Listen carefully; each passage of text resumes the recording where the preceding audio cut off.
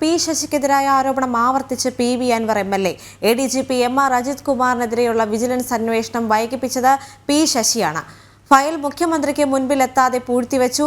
P ശശിക്കെതിരെ party സെക്രട്ടറിക്ക് തെളിവുകൾ സഹിതമാണ് പരാതി നൽകിയതെന്നും അൻവർ മലപ്പുറത്ത് മാധ്യമങ്ങളോട് പറഞ്ഞു. വിവരങ്ങളുമായി ശിവദാസ് കന്മനം ചേരുന്നുണ്ട്. ശിവദാസ, ഇന്ന് DGPക്ക് കത്ത് നൽകും. അതോടൊപ്പം തന്നെ രാഷ്ട്രീയപരമായി തന്റെ പാർട്ടിക്ക് യാതൊരുവിധ ബുദ്ധിമുട്ടുകളും ഉണ്ടാക്കാതെ തന്നെ ഈ കേസുമായി മുന്നോട്ട് പോകുമെന്നെല്ലാം അൻവർ പറഞ്ഞു വെക്കുന്നുണ്ടായിരുന്നു. മറ്റെന്തൊക്കെ കാര്യങ്ങളാണ് അൻവർ പറഞ്ഞത്? ദേവിക, വളരെ ഗുരുതരമായ ആരോപണങ്ങളാണ് ഇന്നും PV അൻവർ MLA ഉന്നയിച്ചിരിക്കുന്നത്.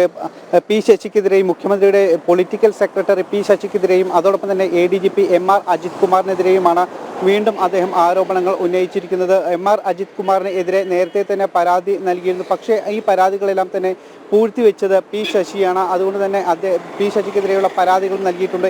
ഇന്നലെയാണ് പി ശശിക്കെതിരെയുള്ള പരാതി സംസ്ഥാന സെക്രട്ടറിക്ക് നൽകിയത്. അതോടൊപ്പം തന്നെ ജില്ലാ സെക്രട്ടറിക്കും പരാതി നൽകിയിട്ടുണ്ട്. ഇത് മുഖ്യമന്ത്രിയുടെ കയ്യിൽ എത്തിയിട്ടുണ്ട്. മുഖ്യമന്ത്രി ഇതുമായി ബന്ധപ്പെട്ടുള്ള കാര്യങ്ങൾ മനസ്സിലാക്കും, പഠിക്കും. അതിനുശേഷം ഇതിൽ പാർട്ടിയാണ് നടപടിയെടുക്കേണ്ടത് എന്നാണ് അൻവർ പറയുന്നത്. അതോടൊപ്പം തന്നെ MR അജിത് കുമാറിനെതിരെ ഗുരുതരമായ ആരോപണങ്ങളും അദ്ദേഹം ഉന്നയിച്ചിട്ടുണ്ട്. MR അജിത് കുമാർ ഇപ്പോൾ സമാന്തരമായി അന്വേഷണം നടത്തുകയാണ്.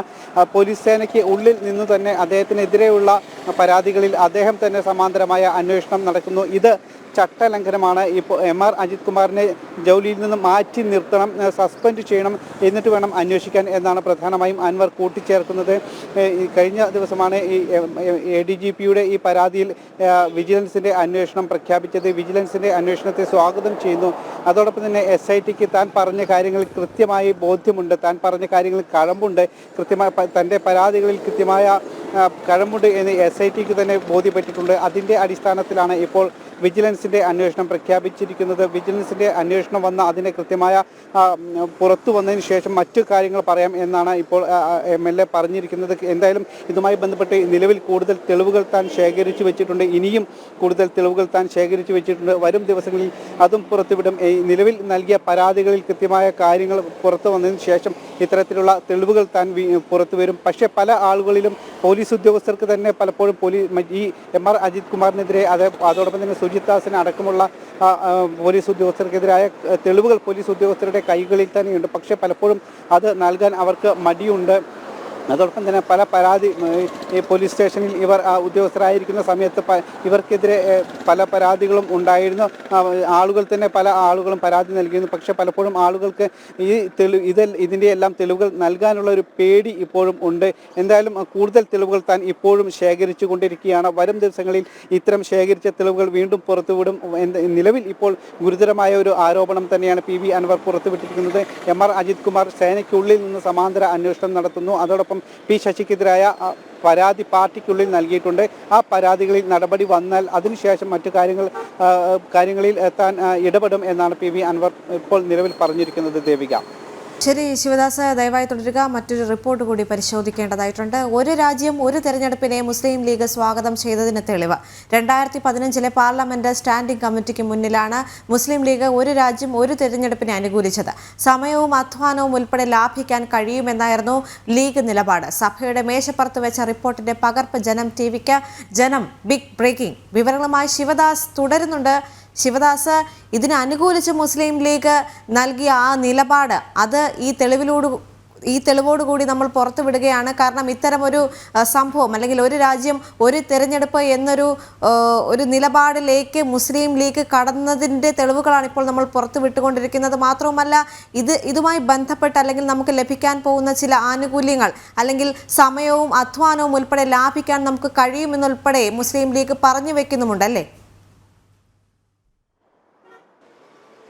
തീർച്ചയായും വളരെ പ്രധാനപ്പെട്ട വാർത്ത തന്നെയാണ് നമ്മൾ ഇന്ന് രാവിലെ മുതൽ തന്നെ പുറത്തുവിട്ടുകൊണ്ടിരിക്കുന്നത്. അതായത് പ്രതിപക്ഷം ഒന്നടങ്കം പ്രതിപക്ഷത്തിലെ ചില പാർട്ടികൾ ഒരു രാജ്യം ഒരു തെരഞ്ഞെടുപ്പ് എന്ന ഈ ആശയത്തെ എതിർക്കുമ്പോഴും മുസ്ലിം ലീഗും അതോടൊപ്പം തന്നെ RSPയും ഇതിനെ അനുകൂലിക്കുന്നു എന്ന വാർത്തകളാണ് നമ്മൾ പുറത്തുവിടുന്നത്. RSP ഇക്കാര്യത്തിൽ മൗനം പാലിക്കുകയാണ്. പലപ്പോഴും പ്രതിപക്ഷ സഖ്യം ഇതുമായി ബന്ധപ്പെട്ട് യോഗം ചേരുമ്പോൾ RSP തങ്ങളുടെ നിലപാട് പറയുന്നില്ല. എന്നാൽ മുസ്ലിം ലീഗ് ഈ വിഷയത്തിൽ കൃത്യമായ നിലപാടുകൾ പറഞ്ഞിട്ടുണ്ട്. ആഭ്യന്തര സമിതികൾ, അതായത് പ്രതിപക്ഷത്തിൻ്റെ ആഭ്യന്തര സമിതികൾ യോഗം ചേരുമ്പോൾ മുസ്ലിം ലീഗ് ഒരു രാജ്യം ഒരു തെരഞ്ഞെടുപ്പ് എന്ന ഈ ഒരു ആശയത്തോട് ചേർന്ന് നിൽക്കുന്ന നിലപാടുകളാണ് മുസ്ലിം ലീഗിൻ്റെ ഭാഗത്തു നിന്നും ഉണ്ടായത്. 9 വർഷം മുൻപ്, അതായത് കൃത്യമായി പറഞ്ഞാൽ 2015 പാർലമെന്റ് സ്റ്റാൻഡിംഗ് കമ്മിറ്റി ചേർന്ന സമയത്ത് മുസ്ലിം ലീഗ് അടക്കമുള്ള പ്രതിപക്ഷ സംഘടനകൾ ഈ യോഗത്തിൽ പങ്കെടുത്തിരുന്നു. ആ യോഗത്തിൽ മുസ്ലിം ലീഗ് ഈ ഒരു ആശയത്തോട് പ്രധാനമന്ത്രി നരേന്ദ്രമോദിയാണ് ഒരു രാജ്യം ഒരു തെരഞ്ഞെടുപ്പ് എന്ന ആശയം കൊണ്ടുവന്നത്. ഈ ആശയത്തോട് ചേർന്ന് നിൽക്കുന്ന, അല്ലെങ്കിൽ അത് വേണം എന്ന നിലപാട് സ്വീകരിച്ച ഒരു രാഷ്ട്രീയ പാർട്ടി കൂടിയായിരുന്നു മുസ്ലിം ലീഗ്. 2015 സ്റ്റാൻഡിംഗ് കമ്മിറ്റിയിൽ തന്നെ മുസ്ലിം ലീഗ് ഈ ഒരു നിലപാട് വ്യക്തമാക്കിയിരുന്നു. ഇത് പ്രാബല്യത്തിൽ വരികയാണെങ്കിൽ വലിയ രീതിയിലുള്ള സമയനഷ്ടം നമുക്ക് ഇല്ലാതാക്കാൻ കഴിയും. സമയനഷ്ടം ഉണ്ടാകില്ല. അതോടൊപ്പം തന്നെ സാമ്പത്തിക നഷ്ടം ഒരുപാട് കുറയ്ക്കാൻ കഴിയും. ഇങ്ങനെ അധ്വാനം കുറയ്ക്കാൻ കഴിയും. ഇങ്ങനെ ജനങ്ങൾക്ക് ഗുണകരമാകുന്ന ഒരു നിലപാടും അല്ലെങ്കിൽ അത്തരത്തിലുള്ള ഒരു തീരുമാനമാണ് ഈ ഒരു ആശയം പ്രാബല്യത്തിൽ വരികയാണെങ്കിൽ ഉണ്ടാവുക. ആ ഒരു നിലപാടാണ് മുസ്ലിം ലീഗ് അന്ന് ഈ കമ്മിറ്റിക്ക് മുൻപാകെ നൽകിയിരുന്നത്. അതിൻ്റെ കൃത്യമായ രേഖകൾ ഉണ്ട്. അന്ന് സുദർശൻ നാച്ചപ്പ അധ്യക്ഷനായ ഒരു സമിതിയായിരുന്നു അന്ന് ഇതുമായി ബന്ധപ്പെട്ടുള്ള കൃത്യമായ ചർച്ചകൾ നടത്തിയിരുന്നത്. ഈ ചർച്ചയിലാണ് മുസ്ലിം ലീഗ് തങ്ങളുടെ നിലപാട് പറഞ്ഞത്. പിന്നീട് തുടർന്ന് പ്രതിപക്ഷം ഇതുമായി ബന്ധപ്പെട്ടുള്ള ചർച്ചകൾ പല സമയങ്ങളിലും നടത്തിയിരുന്നു. പ്രതിപക്ഷ പാർട്ടികൾ നടത്തിയിരുന്നു. ഇതിലെല്ലാം തന്നെ മുസ്ലിം ലീഗ് തങ്ങളുടെ നിലപാട് പറഞ്ഞിരുന്നു. പക്ഷേ കഴിഞ്ഞ ദിവസം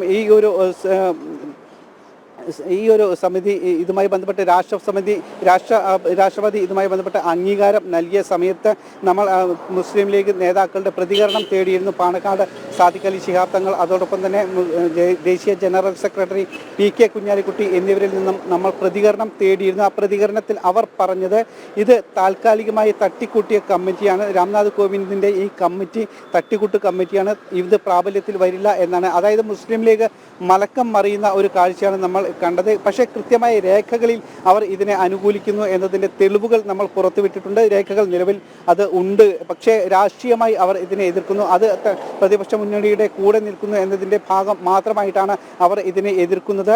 പക്ഷേ ഇതിൻ്റെ ആഴത്തിലുള്ള കാര്യങ്ങളൊന്നും തന്നെ അവർ പറയുന്നില്ല. ഇതൊരു താൽക്കാലിക കമ്മിറ്റി മാത്രമാണ്, തട്ടിക്കൂട്ട് കമ്മിറ്റി മാത്രമാണ്, കൂടുതൽ ചർച്ച നടത്തിയിട്ടില്ല എന്ന് മാത്രമാണ് അവർ പറയുന്നത്. അങ്ങനെ പറഞ്ഞ് അവർ ഒഴിയുകയാണ്. പക്ഷേ യഥാർത്ഥത്തിൽ ഇത് ജനങ്ങൾക്ക് വേണ്ടിയുള്ള ഒരു നിയമം തന്നെയാണ്. ഇത് പ്രാബല്യത്തിൽ വന്നു കഴിഞ്ഞാൽ അത് എല്ലാ രാഷ്ട്രീയ പാർട്ടികൾക്കും ഗുണം ആകും എന്നുള്ള കാര്യം മുസ്ലിം ലീഗിന് കൃത്യമായി അറിയാം. ആ നിലപാടാണ് ഔദ്യോഗികമായി അവർ പറഞ്ഞിരിക്കുന്നത്. പക്ഷേ എന്തായാലും ഇത് നിലവിൽ ഇപ്പോൾ മുസ്ലിം ലീഗ് മലക്കം അറിയുന്ന ഒരു കാഴ്ചയാണ് നമുക്ക് കാണാൻ കഴിയുന്നത്. പക്ഷേ പ്രതിപക്ഷത്തിൻ്റെ ആഭ്യന്തര സമിതികളിൽ അവരുടെ നിലപാട് പറയുന്നുണ്ട്.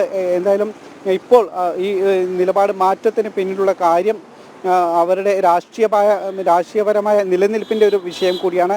അതുകൊണ്ടാണ് അവർ ഇങ്ങനെ ഒരു മലക്കമറിച്ചിൽ നടത്തിയിരിക്കുന്നത്. ദേവിക.